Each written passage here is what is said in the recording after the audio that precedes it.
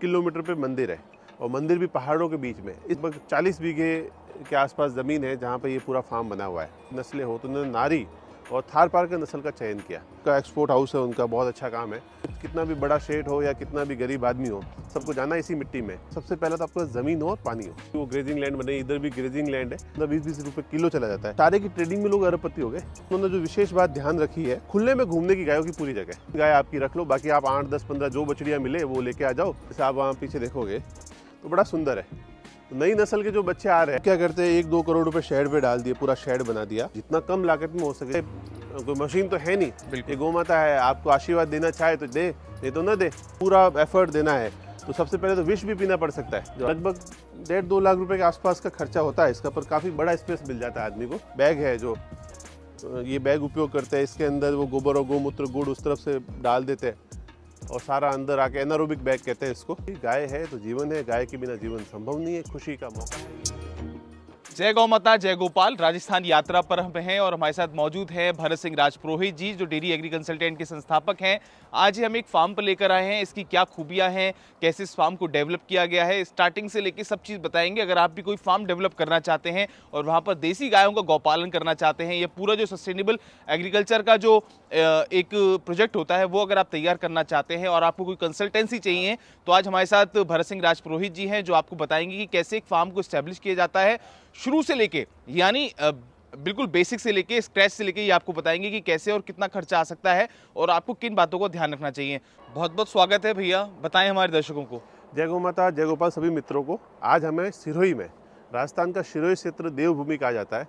अब देवभूमि कहने का सबसे बड़ा कारण है, यहाँ हर किलोमीटर पे मंदिर है और मंदिर भी पहाड़ों के बीच में। इस क्षेत्र को आप देखोगे तो चारों तरफ आपको पहाड़ दिखेंगे, पीछे भी आपको सारे पहाड़ है, इधर भी आपको माउंट आबू, अरावली की पूरी रेंज है और बहुत ही सुंदर क्षेत्र है। चारों तरफ हरियाली खूब रहती है, एकदम आनंद का माहौल रहता है। ये फार्म हमारे मित्र बड़े भाई की तरह के धवल भाई शाह, उनका फार्म है। ये लगभग 40 बीघे के आसपास ज़मीन है जहाँ पे ये पूरा फार्म बना हुआ है। बिल्कुल हाईवे ये निकलता है यहाँ से, जो रेवदर मंडार रोड है सिरोही से, ये हाईवे रोड से निकलता है। इसी रोड से ये फार्म शुरू हो जाता है और इस फार्म पे जो इन्होंने किया है, तो इनकी इच्छा थी कि जो हमारे क्षेत्र की जैसलमेर बाड़मेर की यहाँ की नस्लें हो, तो उन्होंने नारी और थारपारकर नस्ल का चयन किया। तो आदमी जब शहरों में, धवल भैया ने भी पूरा जीवन, हैंडीक्राफ्ट का एक्सपोर्ट हाउस है उनका, बहुत अच्छा काम है, तो पूरा जीवन उनका इसी में रहा कि हैंडीक्राफ्ट के काम में वगैरह। पर एक मन में ललक थी कि बचपन में जो प्रकृति से जुड़ाव था, कि सच तो ये है कि इस माटी में मिल जाना है, चाहे कुछ कितना भी बड़ा शेठ हो या कितना भी गरीब आदमी हो, सबको जाना इसी मिट्टी में। तो सच्ची बात तो यही है। तो सच है, तो उन्होंने कहा इस मिट्टी से जुड़ाव करके और पेड़ पौधों का खूब अच्छा इन्होंने आनंद लिया। यहाँ पर खेती बाड़ी में लग गए। इधर तो रिचका लगाया है, देसी रिचका लगाया है इधर इन्होंने। पीछे गौ माता के दर्शन कराते हैं आपको। इधर ये रिचका लगा दिया। पीछे गोपाल भाई सुत्रिया जी के यहाँ से ये नेपियर जो वो यूज़ करते हैं, वो वाली नेपियर लेके आए, वो भी यहाँ पे लगाई है। तो चारे का जो सबसे पहले, जो अगर डेयरी फार्म अगर आप शुरू करते हैं तो चारा आपके यहाँ बहुत मस्ट है। गाय को लाने से पहले गाय के भोजन की व्यवस्था बिल्कुल होनी चाहिए। अच्छा। जो मैं पॉइंट कहा करता हूँ कि डेयरी फार्म जब शुरू करो तो क्या ध्यान रखो, तो सबसे पहले तो आपको ज़मीन हो और पानी हो। आपकी ज़मीन होनी चाहिए, उस पर पानी की व्यवस्था पूरी होनी चाहिए। गाय के घूमने के लिए ज़मीन हो, गाय के चारा उत्पादन के लिए ज़मीन हो। जो गाय के घूमने की ज़मीन हो वो खुद की हो आपकी, तो अच्छा है, तो उस पर डेवलपमेंट करो। चारे की आप लीज पे ले सकते हो, किराए पे ले सकते हो। तो चारा खूब उगाओ। धरती माता एक की बदले 100 देती है, एक बीज डालते हो 100 गुना होकर मिलता है। तो यही चारा यहाँ पर धौलभ्या में अच्छी लैंड है, पीछे भी वो ग्रेजिंग लैंड बने, इधर भी ग्रेजिंग लैंड है।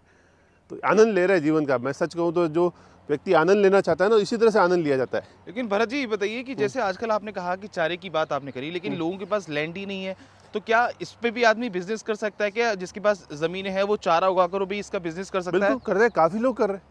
चारे की बहुत डिमांड है, अच्छा चारा सबको चाहिए। चारे का प्रोडक्शन हो अगर आसपास, तो आपको 2-3 रुपये 4 रुपये किलो तक भी चारा बिकता है। हरे चारे की भी अच्छी डिमांड है और सूखा चारा तो आज 15-15, 20-20 रुपये किलो चला जाता है। तो चारे की ट्रेडिंग में लोग अरबपति हो गए।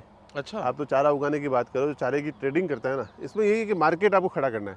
तो ये नेपियर की पौध अभी अपने कितना महीना भी नहीं हो ना, लेके आए थे गोपाल भाई के वहीं से। तो ये गाय से जुड़ने के लिए, चीज़ों के लिए गाड़ी में डाल के लेके आए थे हम सारी चीज़ें। अच्छा। जो नेपियर की पौध है, कोई भी कहीं जाते हैं अच्छी चीज़ दिखती है तो वो लेके आना चाहिए और उसको एक्सपेरिमेंट तो करना ही चाहिए जी। तो इधर गौ माता है। अब गायों के जो व्यवस्था की या नस्ल का चयन तो उन्होंने थार पार कर किया ही था, पर गायों की जो व्यवस्था की तो उन्होंने जो विशेष बात ध्यान रखी है, खुले में घूमने की गायों की पूरी जगह जी। साथ में एक नंदी है, अच्छी नस्ल का आपको नंदी रखना है। साथ में अधिकतर आप देखोगे तो बछड़िया दिखेगी आपको। फार्म शुरू करना है तो आपको बछड़िया पहले ज़्यादा से ज़्यादा हो, और दूध की पूर्ति के लिए 2-3 गाय आपकी रख लो, बाकी आप 8, 10, 15 जो बछड़िया मिले वो लेके आ जाओ और उनसे आप संवर्धन शुरू करो। अब ये नंदी देवता है और इन बछड़ियों से जो इनके बच्चे हुए तो आप बच्चे देखोगे तो क्वालिटी बड़ी शानदार हुई है जी। तो आपके यहाँ पर खुद की नस्ल जो तैयार करना कहते हैं हम लोग, अच्छा नंदी है, 1-2 साल का वेट लगता है, तो आपके यहाँ खुद की जो बच्ची तैयार होगी उसको बचपन से जो आप खिलाओगे पिलाओगे वो आनंद में रहेगी जी। तो वो बच्चे अच्छे होंगे। अब जैसे वो बच्चा हुआ है, जैसे आप वहाँ पीछे देखोगे तो बड़ा सुंदर है। तो नई नस्ल के जो बच्चे आ रहे हैं वे आपको प्योर गाय मिले नहीं मिले, जो अगली पीढ़ी आपको मिलेगी वो बड़ी सुंदर मिलेगी, और उसको आप बचपन से अच्छी खिलाई पिलाई कर रहे हो तो दूध भी अच्छा देगी और तैयार भी अच्छी होगी। तो गायों के लिए जो मिल्किंग का स्थान है वो थोड़ा पक्का बना दिया, बाकी गायों के घूमने की जगह होगी तो गाय को भी आनंद रहता है और गाय भी खुश रहती है। तो इस तरह का हाउसिंग सिस्टम कम लागत में, मैं हमेशा कहता हूँ कि गायों के लोग क्या करते हैं, 1-2 करोड़ रुपए शेड पे डाल दिए, पूरा शेड बना दिया, तो आपका जो पैसा जो अच्छे गोवंश के लिए जाना चाहिए, उनके मेंटेनेंस के लिए, उनको फीडिंग के लिए, उनकी सेवा के लिए जाना चाहिए, वो पैसा सारा साइड में चला जाता है। जी, वही चीज़ मैं आपसे जानना चाह रहा, आपको रोकूंगा उसके लिए क्षमा चाहता हूँ कि मैंने जितने भी आपने शेड्स दिखाए, जिनको आपने कंसल्ट किया है, जिनको आपने कंसल्टेंसी दी है, तो हमने ये देखा कि हम तमाम नोएडा एनसीआर के आसपास के फार्म कवर करते हैं। वहाँ हम देखते हैं कि लोग करोड़ों रुपए जो है उसके इंफ्रा में खर्च कर देते हैं, बड़े बड़े उसमें शेड्स बनाते हैं और पूरी एक पक्की रोड बना देते हैं आरसीसी की। लेकिन यहाँ पर हम देख रहे हैं कि बिल्कुल कच्चे में और कम लागत में यहाँ पर देखा जाए तो जितने भी शेड्स आपने दिखाए, जितने भी फार्म आपने दिखाए, बहुत कम लो मेंटेनेंस में और गाय बड़ी सुखी है, अच्छी हालत में है। तो मेरी बात अंकित भैया, सेवा जो होती है ना जी, वो लोग एक्चुअली, बातें आपकी सही है जी, कि वहाँ की अपनी मजबूरियाँ होगी कि पानी अंदर सोखती नहीं है ज़मीन, कीचड़ बहुत होता है, तो जितना कम लागत में हो सके, जैसे ये शेड बनाया है तो यहाँ नीचे पक्का भी किया है पर कम लागत में, आप क्या होता है करोड़ों रुपए डाल दिए तो आपका जो मूडी या पैसा होता है वो सारा का सारा तो उसमें शेड में चला गया। फिर आप उधार ला के गाय लाते हो, अब गाय उधार लेके आए और फिर खिलाने के लिए आपकी व्यवस्था होती नहीं है, तो आप सोचते हो कि ये आज दूध देगी कल इसका चारा लाऊंगा, समझ गए आप, इसी तरह का कॉन्सेप्ट पे आदमी चलता है, तो उस पर आदमी फेल हो जाता है, क्योंकि गाय को जब अच्छी सेवा नहीं मिली, कई बार तो अब गाय कोई मशीन तो है नहीं, ये गौ माता है, आपको आशीर्वाद देना चाहे तो दे, नहीं तो ना दे, तो दूध मिलेगा नहीं तो आप कैसे सर्वाइव करोगे। तो दूध लेने के लिए आपके पास स्ट्रेंथ 1 साल 2 साल 3 साल, देखो हर धंधा 1000 दिन मांगता है, तो ये बिजनेस भी 1000 दिन मांगता ही, सच्ची बात है। वो कहते हैं ना समुद्र मंथन, तो ये समुद्र मंथन है, उसमें आपको पूरा एफर्ट देना है। तो सबसे पहले तो विष भी पीना पड़ सकता है, जो हलाल आया था भगवान शिव ने ग्रहण किया था, कोई देवता या राक्षस को लेने को तैयार नहीं थे तो शिव जी ने उसको ग्रहण किया था। तो डेयरी फार्मिंग भी उसी तरह का समुद्र मंथन है। पीछे आपने गोमाताएं देख लीजिए, बड़ी सुंदर तैयार हो रही है, नस्ल बड़ी अच्छी बन रही है, यहाँ पे खुले में घूमने की व्यवस्था, सारी चीज़ें हो। दूसरा जो कॉन्सेप्ट मैं हमेशा कहा करता हूँ जी, ये गोबर पड़ा है जी, गौ माता है, गाय का गोबर खेत में, गाय का गोबर खेत में, अनाज अपने घर ले जाओ और चारा वापस गाय को खिलाओ। ये सर्कल से आप चलोगे तो आप इस काम में कभी फेल नहीं होगे। आदमी क्या करता है कि चारा उगाना है नहीं, बाहर से चारा लाया, वो खिलाया और खुश हो गया। अब जैसे इस साइड पे कम लागत में कम व्यवस्थाओं में आपकी व्यवस्था कैसे हो, तो इसी से दीवार से जुड़ता हुआ चारे का गोदाम बना दिया, तो ये चारा गोदाम है। अच्छा, एक चीज़ और आपने बताया, जैसे गोबर की भी बात आपने करी और शेड की बात करी कि करोड़ों रुपए लोग शेड में खर्च कर देते हैं, तो और गाय ढूंढते हैं, लोग कहते हैं कि सस्ती सी गाय दिला दो, तो कहीं मुझे लगता है कि जो वो पैसा है शेड पे ना खर्च करने पे, ज़्यादा व्यवस्थाओं पे ना खर्च करने के बजाय अच्छी नस्ल पे अगर आदमी फोकस करे और वो पैसा अच्छी नस्ल की गाय लाने में, अच्छे किसान से, अच्छे ब्रीडर से लाए, क्योंकि आजकल लोग सोचते हैं सस्ती गाय मिल जाए बस दूध दे दे, तो उस पर आपका क्या कहना है? गाय की कोई कीमत देखो, जो बीच में देने वाले या करने वाले सिस्टम होता है उसमें गाय की कीमत बढ़ती है जी। किसान तो चाहता है कि मेरी गाय सुखी रहे और अच्छी जगह जाए, तो उसको 10 रुपये कम भी मिलेगा तो चलेगा जी। पर आदमी क्या होता है कि उसके मन में ये हो जाता है कि नहीं, बीच पे जो होता है ना, हर आदमी मान लिया प्रॉपर्टी की तरह हो जाता है। जैसे एक प्लॉट हुआ तो लाख का था, एक ने 10 में दिया, एक ने 20 में दिया, तो रेट बढ़ती रहती है। तो जिसको बेचारे को जरूरत है वो तो पैसा दे के जाएगा, वही चीज़ होती है। अब जो आनंद लेना है ना, तो पेड़ों के बीच में आप देखिए, यहाँ इन पेड़ों के बीच नीचे इन्होंने बढ़िया गोबर से लीप के बनाया हुआ है। तो धवल भी हमारा आनंद लेने वाले व्यक्ति है, बिल्कुल आनंददायक माहौल है। पेड़ है, पेड़ों के बीच में झोपड़ी बना दी इन्होंने, इधर हल्दी है, मिर्च है, बाकी सारे जो घर में उपयोग होने वाले मसाले हैं उनका छोटा छोटा नर्सरी का प्रोडक्शन कर दिया। पीछे इनको बस अच्छे लगभग 700-800 नींबू के पेड़ भी है। अच्छा। तो पीछे सारे नींबू है इनका, बिल्कुल ऑर्गेनिक नींबू है, पूरे शुद्ध। तो इसका भी जल्द अचार प्रोडक्शन कुछ ना कुछ शुरू करेंगे। ये झोपड़ी बड़ी सुंदर बनी है धौल भैया ने, बड़ी शानदार। देखो आप, ऊपर तो बांस का उपयोग कर लिया, बांस की चद्दर है, बांस का है, और साइड में हमारे यहाँ की जो लोकल ये पत्थर होता है, इस पत्थर का उपयोग किया हुआ है, उसको ऊपर गोबर से लीप दिया। इसमें दीवारें साइड से भी फिर बांस की बनी हुई है, नीचे पूरा गोबर लीप दिया, तो बड़ी साइज़ में अच्छी बन जाती है। लगभग 1.5-2 लाख रुपए के आसपास का खर्चा होता है इसका, पर काफ़ी बड़ा स्पेस मिल जाता है आदमी को रुकने के लिए, रहने के लिए। बड़ा सुंदर और ठंडा रहता है एकदम, कितनी भी गर्मी हो, बड़ा एकदम आनंददायक, दिखने में भी बड़ी सुंदर लगती है। इनका बड़ा इच्छुक थे कि इस तरह की चीज़ होनी चाहिए। तो आपको भी यही चीज़ें करनी पड़ेगी। आप अगर फार्म खुद का शुरू करते हो तो ये आनंद है, जब सुबह उठते हो ना, गौ माता के दर्शन होते हैं, वॉकिंग हो जाती है, फार्म पे घूमने का मौका मिलता है जी। वो आनंद अलग होता है, और इससे बढ़ के कुछ होता ही नहीं है। फिर उन्होंने गोबर और गौमूत्र का उपयोग कैसे हो, उससे नए नए पौधे, ये ओपन ग्रेजिंग लैंड बना दिया गाय के लिए। इसमें जो भी खरपतवार के पौधे हैं अच्छे गायों के खाने के लिए, वो सारे उग रहे। इधर इन्होंने गोबर और गौमूत्र से जो ये बैग है, जो ये बैग उपयोग करते हैं, इसके अंदर वो गोबर और गौमूत्र गुड़ उस तरफ से डाल देते हैं, और सारा अंदर आके एनारोबिक बैग कहते हैं इसको। तो इसके अंदर पूरा गैस भी काम आ जाती है अगर आउटलेट कर लेते हैं, और लिक्विड आता है वो इधर आ जाता है बाहर। वो लिक्विड पूरा खेतों में डालने से एकदम गाय खेत में अमृत की तरह है वो। अब यही नींबू के पत्ते पूरे सूखने लग गए थे, एकदम जादू कह दूंगा। तो ये डालने के 4-5वें दिन से एकदम हरे भरे हो गए।